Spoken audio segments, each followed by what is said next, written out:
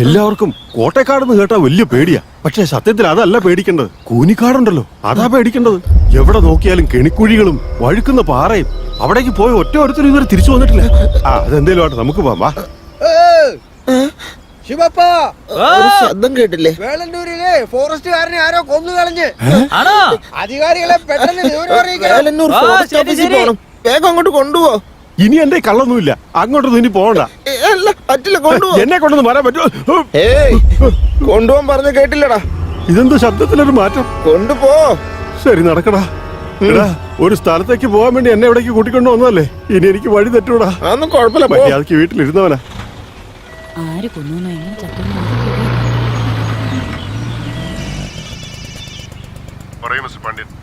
വേളാനൂരിന്ന് body ആംബുലൻസിൽ താഴേക്ക് കയറ്റി വിട്ടിട്ടുണ്ട്. 4 മണിക്കൂറിനകത്ത് എത്തും. പോസ്റ്റ്മോർട്ടം ചെയ്ത് റിപ്പോർട്ടൊന്ന് അയച്ചാൽ മതി. നിങ്ങൾക്ക് പോലീസ് പ്രൊട്ടക്ഷൻ എന്തെങ്കിലും ആവശ്യമുണ്ടോ? ഏയ് വേണ്ട സർ, അതിന്റെ ആവശ്യമൊന്നുമില്ല, ഞാൻ നോക്കിക്കോളാം. എനിക്ക് റിപ്പോർട്ട് മാത്രം ഒന്ന് അയച്ചാൽ മതി. Thanks sir. നടന്ന സംഭവങ്ങളൊക്കെ ഞാൻ പറയേണ്ടതെന്ന് അറിയാലോ. അതുപോലെയൊക്കെ എനിക്ക് സംഭവിക്കാതിരിക്കണമെങ്കിൽ നിങ്ങൾ വിചാരിച്ചാലേ നടക്കൂ. എനിക്ക് വേണമെങ്കിൽ എൻ്റെ വീടിന് ചുറ്റും പോലീസ് കാവൽ വെക്കാം. പക്ഷെ എനിക്കതിൽ വിശ്വാസമില്ല. നിങ്ങളെനിക്ക് വിശ്വാസം അറിയാലോ. ഇന്നൊരു രാത്രി രക്ഷപ്പെട്ട് കിട്ടിയാൽ മതി, പിന്നെ എന്നെ ഒന്നും ചെയ്യാൻ പറ്റില്ല. സാറിന് എന്ത് സംഭവിച്ചാലോ അത് ഞങ്ങളെ മറികടന്ന് വേണം സംഭവിക്കാൻ. കത്തി, കമ്പ്, കോടാലി എല്ലാം എടുത്തോണ്ട് സാറിന്റെ വീട്ടിലേക്ക് പോകാം. വാ മുത്തു. സാറേ ഇങ്ങുവാ. പിന്നെ വേറൊരു കാര്യമുണ്ട്. തനിക്ക് പരിചയമുള്ള ആരെങ്കിലും പ്രേതത്തെ ഓടിപ്പിക്കാൻ പൂജ ചെയ്യുന്നവരായിട്ടുണ്ടോ? ഉണ്ട് സാറേ. എന്നാ രാത്രി അവരോട് വരാൻ പറ. ശരി സാറേ. ശരി.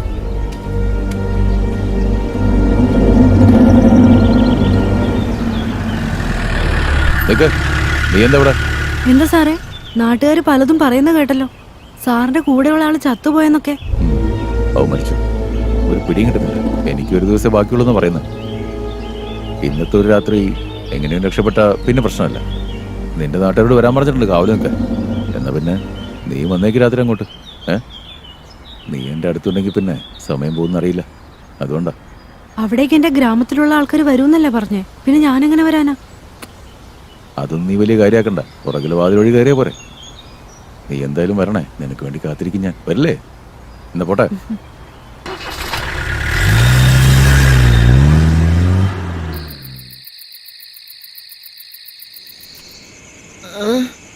എടോ, ഒന്നും കാണുന്നില്ല.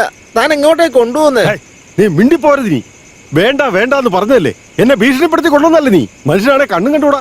നോക്കിയേ, എവിടെ ഇരിക്കുന്നോ അവിടെ തന്നെ ഇരുന്നോണം. വെളിച്ചം വരുന്നവരെ അനങ്ങിപ്പോരുത്, അല്ലെങ്കിൽ വെളുക്കുമ്പോ കൊക്കേ കിടക്കും.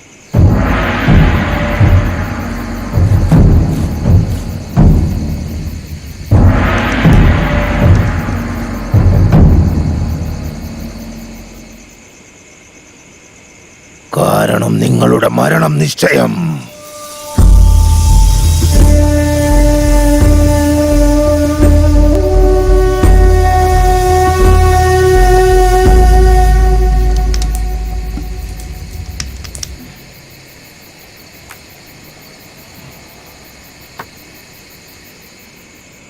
കള്ളും പെണ്ണും കൂടിയുള്ളപ്പോ സമയം പോകുന്ന അറിയില്ലെന്ന് വെച്ചാൽ അവളോട് വരാൻ പറഞ്ഞപ്പോ അവളിത് എവിടെ പോയി കിടക്ക?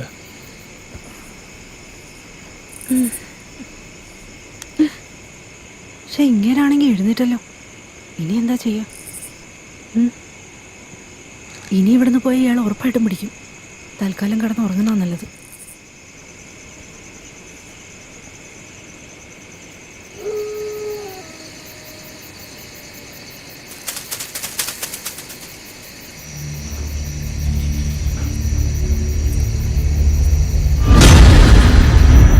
അവിടെ ഇരിക്കുകയാണല്ലേ. നാട്ടുകാരെ പേടിച്ച് അവിടെ ഇരുന്ന എങ്ങനെ ശരിയാവുക? ഞാൻ വരാം. മുത്തു. സാറേ, എന്താ സാറേ? അവിടെ എന്തോ ശബ്ദം കേട്ടില്ലേ? പിന്നെ ഇവിടെ എന്താ ചെയ്യുന്നേ? അവിടെ ഒന്ന് പോയി നോക്ക്. പോയി നോക്കടാ, വാടാ.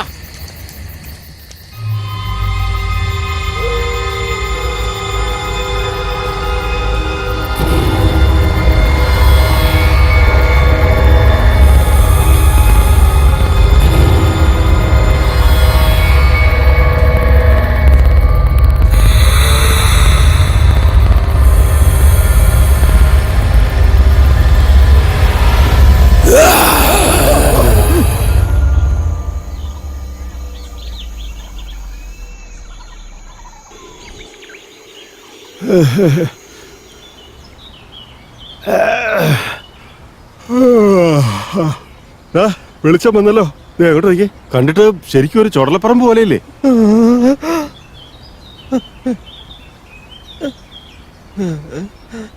എടോ എന്താടോ ഒന്ന് എഴുന്നേറ്റ് വന്നേ. എന്താടോ കുന്തം അടഞ്ഞു വെച്ചിരിക്കുന്നത്? വാ. രാത്രി ഇവിടെയാണല്ലേ കൊണ്ടുവന്നിരുത്തിയേ. നേരെ പൊക്കോ. നീ പറഞ്ഞ വേളന്നൂർ ഫോറസ്റ്റ് ഓഫീസിലെത്തും. എന്നെ ഭീഷണിപ്പെടുത്തും അല്ലേ? ഇനി അവിടെ പോണേ ഇവിടെ പോണെന്ന് പറഞ്ഞ് എന്റെ മുമ്പിൽ വരുമല്ലോ. അപ്പൊ ഞാൻ കൊണ്ടുപോവാ കേട്ടോ. നമ്മുടെ ഫോറസ്റ്റ് ഓഫീസറെ ഏതോ മൃഗം കടിച്ചു കൊന്നെന്ന്. ആണോ?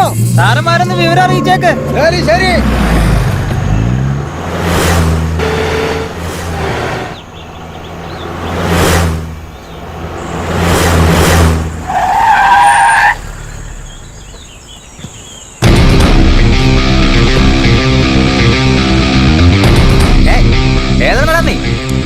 Kamal Srinivasan IPS special team crime branch. ഡോ, ഇവിടെ നടക്കുന്ന കൊലകൾക്കും തനിക്കും എന്താ ബന്ധം? എവിടെ വന്ന് ആരോടാണ് സംസാരിക്കുന്നത്?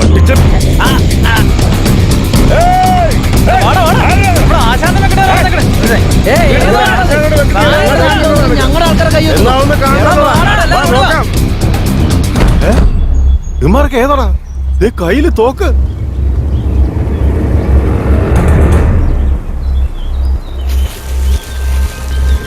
എന്തായിടോ അന്വേഷണമൊക്കെ? സർ, ഇയാൾക്കും കൊലപാതകങ്ങൾക്ക് തമ്മിൽ യാതൊരു ബന്ധവുമില്ല. ഇയാളുടെ മകനെ സംശയിച്ച് ഞങ്ങൾ കൊണ്ടുപോയി ചോദ്യം ചെയ്തിരുന്നു. പക്ഷേ ഇതിനെക്കുറിച്ച് അന്വേഷിക്കാൻ പരാതി എഴുതി കൊടുത്ത ഇയാൾ തന്നെ.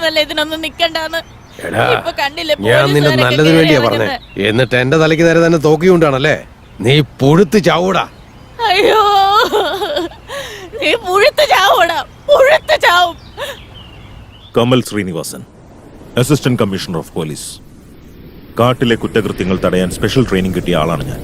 ഇതുവരെ തനിക്ക് കിട്ടിയ ട്രെയിനിങ് ഒക്കെ മനുഷ്യർക്കെതിരെ പ്രയോഗിക്കാൻ മാത്രമേ പറ്റൂ. പക്ഷേ എന്നെങ്കിലും ഒരു ദിവസം നിനക്ക് മാനേജ് ചെയ്യാൻ പറ്റാത്ത കാര്യങ്ങൾ ആ കാട്ടി കണ്ടെന്നിരിക്കും. അപ്പോൾ ഈ ട്രെയിനിങ് ഒന്നും വർക്കൗട്ട് ആവില്ല. അതിനായിട്ട് ചില മെത്തേഡ്സ് ഉണ്ട്. അതിപ്പോ ഞാൻ നിനക്ക് പഠിപ്പിച്ചു തരാൻ പോവാ. ഇത് യൂസ് ചെയ്ത് നിന്റെ മുമ്പിൽ കാട്ടിലെ ഒരു ഭീകര ജീവി വന്നാൽ പോലും നിനക്കതിനെ എതിർക്കാൻ സാധിക്കും. അതിപ്പോ കയ്യിലൊരു ആയുധം ഇല്ലെങ്കിൽ പോലും.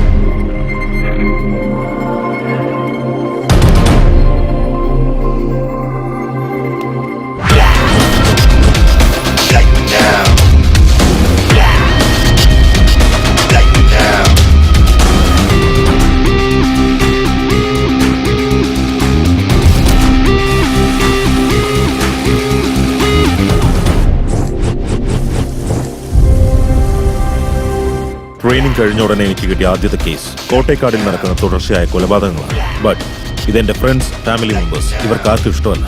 കാരണം ഇതിനു മുൻപ് ആ കാട്ടിലേക്ക് ഇൻവെസ്റ്റിഗേഷൻ എന്ന് പറഞ്ഞു പോയവരാരും തിരികെ വന്നിട്ടില്ല. അഥവാ തിരിച്ചു വന്നെങ്കിലും അവരുടെ എല്ലാം മരണം ദുരൂഹമായാണ് സംഭവിച്ചത്. ഇതെല്ലാം കേട്ടതുകൊണ്ട് തന്നെയാണ് ഈ കേസ് എടുക്കണമെന്ന് ഞാൻ തീരുമാനിച്ചത്. എടുത്തു. ഇത് കുറച്ച് കോംപ്ലിക്കേറ്റഡ് ആയ കേസ് ആയതുകൊണ്ടാണ് ഒരു ടീം ഉണ്ടാക്കി ഇൻവെസ്റ്റിഗേഷൻ വേറെ രീതിയിൽ ആരംഭിച്ചത്. ആ സമയത്താണ് കതിരവന്റെ ഫാമിലിക്ക് മേലെ എനിക്കൊരു ഡൗട്ട് വന്നത്. ഇൻവെസ്റ്റിഗേഷൻ നടത്തിയപ്പോൾ അവരും അല്ലെന്ന് മനസ്സിലായി. കോട്ടേക്കാടിൽ നടന്ന കൊലകൾ പോലെ വേലന്നൂരിലും 2 ഫോറസ്റ്റ് ഓഫീസേഴ്സ് മരണപ്പെട്ടിട്ടുണ്ട്. ഈ കൊലപാതകങ്ങളുടെ എല്ലാം പിന്നിൽ ആരാണ്? അതിനുള്ള മോട്ടീവ് എന്താണ്? സദാശിവ, അയാളെ വിട്ടേക്ക്.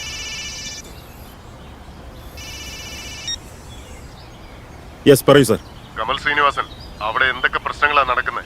ഞാൻ അവിടെ എന്ത് ചെയ്തോണ്ടിരിക്കുകയാണ്? ഞാൻ ഇൻവെസ്റ്റിഗേറ്റ് ചെയ്തുകൊണ്ടിരിക്കുകയാണ് സർ. ഇതിനു മുമ്പ് കോട്ടക്കാട്ടിലുള്ളവർ മാത്രമാണ് മരിച്ചോണ്ടിരുന്നത്. പക്ഷെ ഇപ്പോ ഫോറസ്റ്റ് ഓഫീസേഴ്സ് 2 പേര് തന്നെ അല്ല സർ, അതൊന്നും എനിക്കറിയില്ല. തനിക്ക് ഞാൻ 2 ദിവസം സമയം തരും. അതിനു മുമ്പ് അക്യൂസ്ഡ് ആരാണെന്ന് കണ്ടുപിടിച്ചിരിക്കണം. I don't want any explanation. തീർച്ചയായും കണ്ടുപിടിച്ചിരിക്കും സർ. സർ, കോട്ടേക്കാട് മലയിൽ ഇയാളെന്തോ കണ്ടത്. മലയിൽ താൻ എന്തോ കണ്ടേ?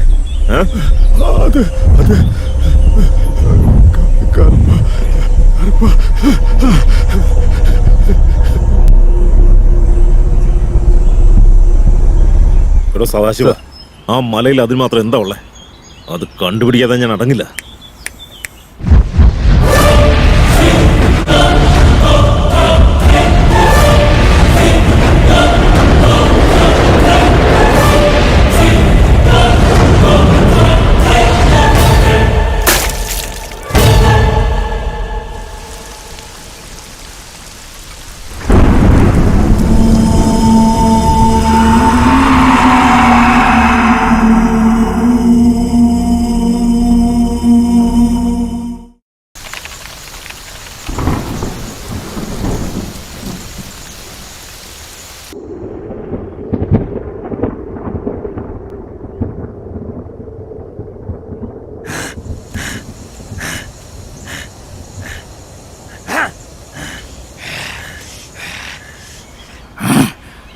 ഈ കാടിന്റെ മറുഭാഗത്ത് എന്താണുള്ളതെന്ന് മനസ്സിലാക്കാൻ തുനിഞ്ഞിറങ്ങിയ ഇവരുടെ തീരുമാനം അവരുടെ ജീവിതപാത തന്നെ